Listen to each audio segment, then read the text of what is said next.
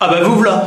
Ah bah c'est à nous là. Bonjour à tous et à toutes. Bonjour à toutes et à tous. C'est comme ça qu'on dit normalement. Ouais. Petite vidéo réaction suite à ce qui s'est passé sur LCI. Alors ça fait le buzz hein, sur Twitter. Sur Twitter. Gros bad buzz, hein. Gros bad buzz, ouais. Voilà, il y a eu des propos tenus par Julie Graziani.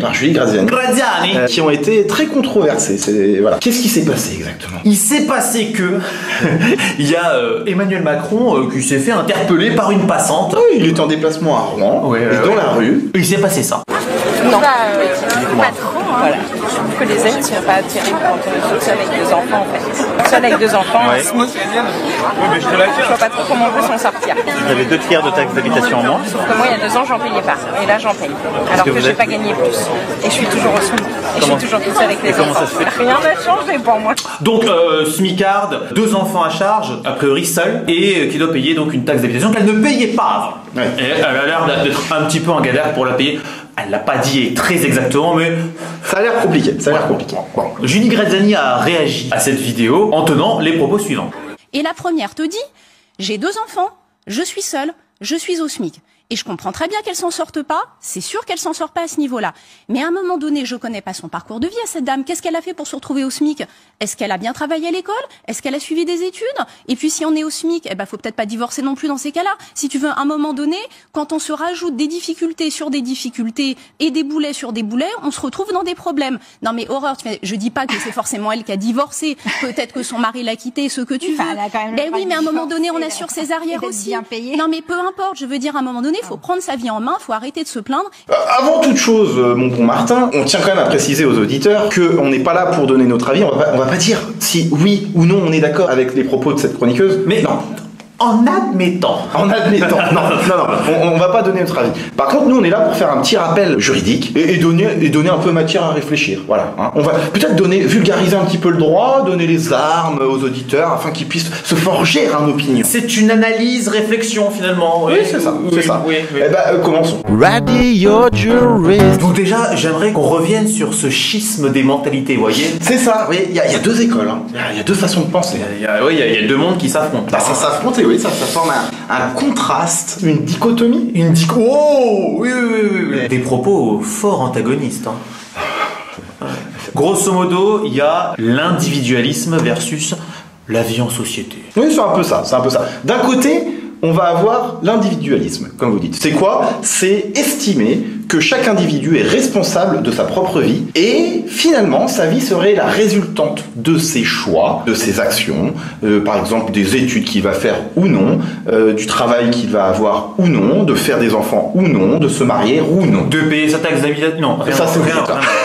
Voilà. Donc ça c'est un petit peu les propos tenus par Madame Graziani. En d'autres termes, elle vient nous dire que si on est au SMIC, c'est peut-être parce que vous n'avez pas assez travaillé à l'école. Pas fait les bons choix. Peut-être que vous n'auriez pas dû divorcer. Peut-être que vous n'auriez pas dû faire autant d'enfants. Peut-être qu'il aurait fallu faire des études plus longues. Hein. Peut-être qu'il n'aurait pas fallu marcher dans la merde ce matin. Il aurait fallu marcher du pied gauche dans la merde, pas du pied droit. Vous voyez ce que je veux dire? Et ça, c'est un petit peu une façon de penser individualiste. D'accord. Mais c'est pas ce qu'elle dit dans son dernier tweet, là, dans ses excuses. Là. Oui, elle s'excuse pour des propos un petit peu violents à la télé, mais elle vient quand même conforter sa théorie en nous disant que son propos était d'en appeler avant tout à la responsabilité personnelle, au nom de la dignité de chacun, car même dans des situations difficiles, nous restons responsables des actes que nous choisissons et nous ne pouvons indéfiniment nous retourner vers l'État pour résoudre nos problèmes personnels ou pour nous victimiser. C'est exactement en fait l'illustration de tout ce qu'on vient de dire. Face à ça, on a la façon de penser qui est la suivante. On est dans un état de droit qui est garanti par une constitution. Qui date de quand? De 1958, la constitution actuelle. Et dans cet état de droit, finalement, l'État a un rôle, c'est celui de garantir à tous ses citoyens des libertés et des droits. Voilà. Et donc l'État a quelques devoirs, et ces devoirs, ils sont inscrits notamment dans la Constitution. Constitution de 58. Constitution de 58. On peut en mentionner quelques-uns. C'est parti. J'aime bien faire ça.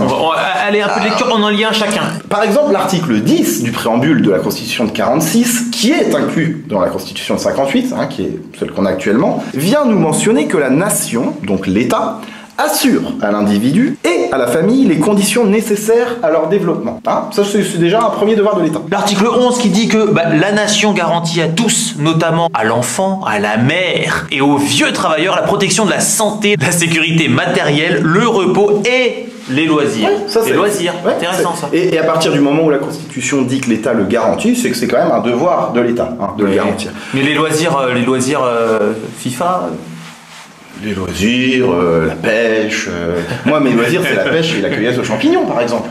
C'est bien vrai. Ça. Ouais, voilà. Évidemment, pour que l'État fonctionne et garantisse tous ses droits, bah, il faut payer ses impôts, vous allez me dire. Il faut mettre de l'argent dans le tambouille, vous voyez. Ouais, la main à la pâte. Ouais. Voilà.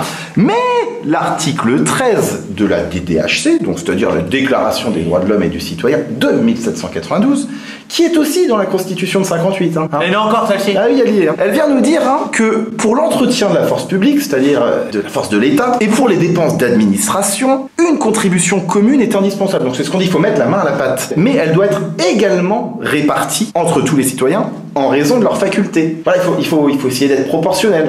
Voilà. Donc grosso modo, le débat est mal orienté. Ben, c'est ça. Ouais.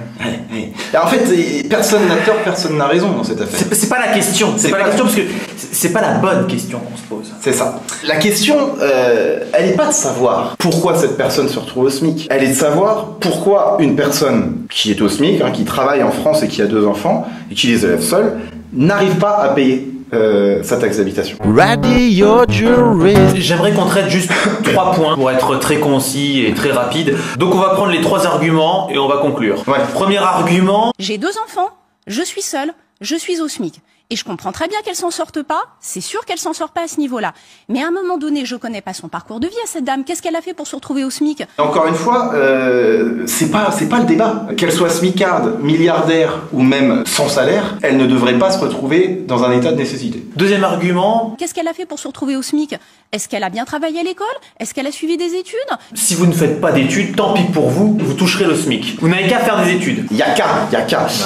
Encore une fois, on le rappelle, on le martèle, mais elle fait ce qu'elle veut, qu'elle fasse des études ou pas, c'est pas la question. L'État a un rôle à jouer et il doit le remplir. Mais quand même, on peut se permettre de signaler quelque chose, c'est que dire de façon très manichéenne que hautes études égale haut salaire, c'est pas forcément vrai. C'est pas forcément vrai, c'est surtout ne pas prendre en considération, vous savez quoi, le déterminisme social. C'est vrai ça, oui c'est vrai, c'est vrai. On va peut-être faire une comparaison avec quelqu'un qui serait surdiplômé mais qui ne trouverait pas de travail par exemple. Est-ce que c'est possible? Je pense que c'est même souvent le cas. J'ai une thèse d'histoire de la biologie moléculaire applicable à la théorie quantique d'Einstein. Je postule à la NASA, pas de boulot. Ça on me dit non, en ce moment on n'a pas besoin. Je vais à Pôle emploi. Peut-être qu'on a une place, il y a une boucherie là qui vient d'ouvrir dans un Leclerc là.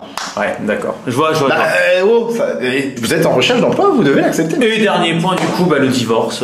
Et puis si on est au SMIC, faut peut-être pas divorcer non plus dans ces cas-là. Je pense que c'est le point le plus intéressant. Parce que... Développer. Je développe. Encore une fois, le divorce c'est un droit en France. C'est un droit qui est garanti par une loi et ça date de 1792. Après, il a été annulé pendant une sombre période de l'histoire française, mais il est revenu en 1884. Et depuis 1884, on a le droit en France de demander le divorce. Mais qui dit droit dit que l'État doit venir conforter ce droit. Et en fait, là... Encore une fois, la question n'est pas de savoir si elle a divorcé, si elle a bien fait de divorcer ou pas. C'est pas la question parce que imaginons, alors je ne connais pas la vie de cette dame, mais imaginons que cette dame, elle était mariée à un homme qui l'a frappée. Eh bien, est-ce que pour des raisons économiques, on devrait lui imposer de rester avec ce monsieur? Ou est-ce que, au contraire, elle devrait avoir la possibilité d'exercer son droit? Mais même, elle n'aime tout simplement plus son mari. Bon, exactement. Pour n'importe quelle raison, finalement, puisque c'est un droit, autant l'utiliser. On a des droits, autant les utiliser. Donc, elle quitte son mari. La question, encore une fois, n'est pas de savoir si elle a bien fait de le faire. La question, c'est de savoir pourquoi, en France, une femme qui a quitté son mari n'arrive pas à payer sa taxe d'habitation. Taxe d'habitation que vous avez aussi eu du mal à payer récemment. Rassurez-moi, Basile, vous voulez des enfants? Oui, je veux des enfants. Vous voulez vous marier? Oui, j'aimerais me marier. Oui. Vous comptez payer votre taxe d'habitation? Vous ne comptez pas payer votre taxe d'habitation? Si, je vais la payer ma taxe d'habitation. Vous avez fait des études? Oui, j'ai fait des études de droit, monsieur. Vous me rassurez, vous ne serez pas smicard. À la bonne heure. What are you doing? You're listening, but what? You're listening. Radio Jurist. Oh yeah.